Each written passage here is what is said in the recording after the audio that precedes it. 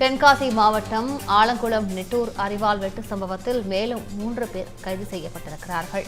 இது பற்றிய அண்மை செய்தியை பார்த்து வருகிறோம். தென்காசி மாவட்டம் ஆலங்குளம் நெட்டூர் அரிவாள் வெட்டு சம்பவத்தில் மேலும் 3 பேர் தற்பொழுது கைது செய்யப்பட்டிருக்கிறார்கள். நேற்று இரவு 4 பேர் கைது செய்யப்பட்ட நிலையில் தற்போது மேலும் 3 பேர் கைது செய்யப்பட்டிருக்கிறார்கள்.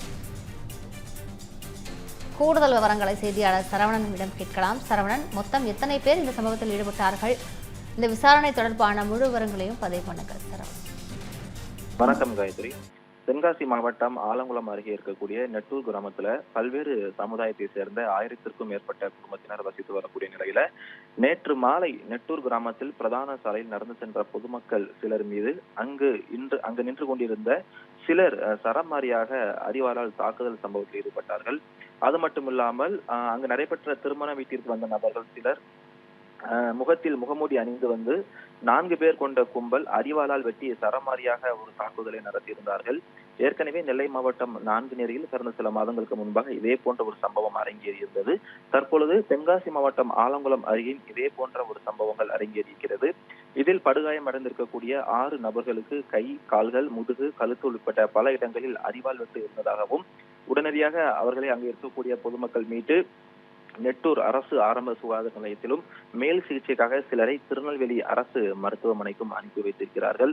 அது மட்டுமில்லாமல் பொதுமக்கள் மீது அரிவாள் வெட்டு தாக்குதல் நடத்திய நபர்களை உடனடியாக கைது செய்ய வேண்டும் என்று அந்த படுகாயம் சம்பவத்தில் காயமடைந்திருக்கக்கூடிய நபர்களின் உறவினர்கள் நெட்டூர் கிராமத்தில் நேற்று இரவு தொடர்ச்சியாக ஒரு சாலை மறியல் போராட்டத்தில் ஈடுபட்டாங்க. சம்பவ இடத்தில் ஆலங்குளம் டிஎஸ்பி கிளாட்சன் ஜோஸ் மற்றும் போலீசார் பொதுமக்களுடன் பேச்சுவார்த்தை நடத்தியதில் தற்சமயத்திற்கு அந்த போராட்டமானது கைவிடப்பட்டிருக்கிறது. நெல்லை மாவட்டத்தில் தொடர்ச்சியாக இது போன்ற பதற்றமான சம்பவங்கள் அரங்கேறி வருகிறது.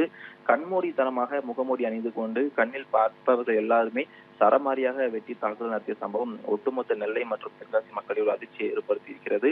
இது தொடர்பாக திருமண வீட்டில் ஏற்பட்ட பிரச்சனையில் தாக்குதல் நடத்தியவர்கள் நெல்லை தெற்குப்பட்டி வழியே அங்கு செல்லும் போது அங்கும் ஒரு தகவல் ஏற்பட்டிருக்கிறாங்க. இது போன்ற சம்பவம் நேற்று நெல்லை மற்றும் தென்காசி மாவட்டங்களில் 2 இடத்துல அரங்கேற்பதாக பொதுமக்கள் தரப்பிலும் போலீசார் தரப்பிலும் தகவலானது வெளியாகியிருக்கிறது.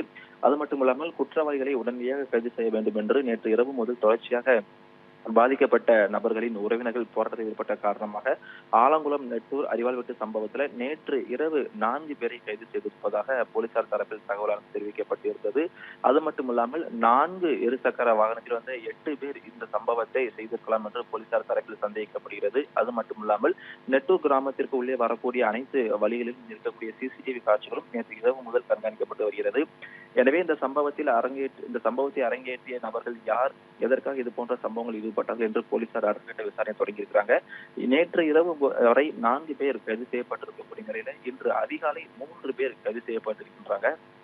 தற்சமயம் வரை நெட்டூர் கிராமத்துல புகுந்து பொதுமக்கள் மீது சரமாரியாக தாக்குதல் நடத்திய இந்த விவகாரத்துல தற்பொழுது வரை 7 பேர் கைது செய்யப்பட்டிருப்பதாகவும் நெல்லை எஸ்பி பிரசன்னகுமார் தெரிவித்திருக்கிறார்.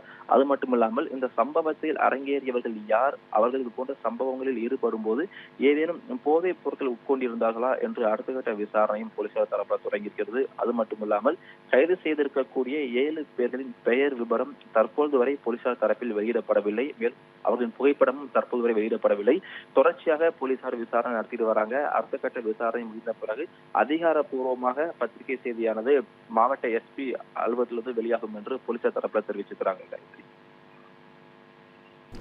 விரிவான விவரங்களுக்கு நன்றி சரவணன்.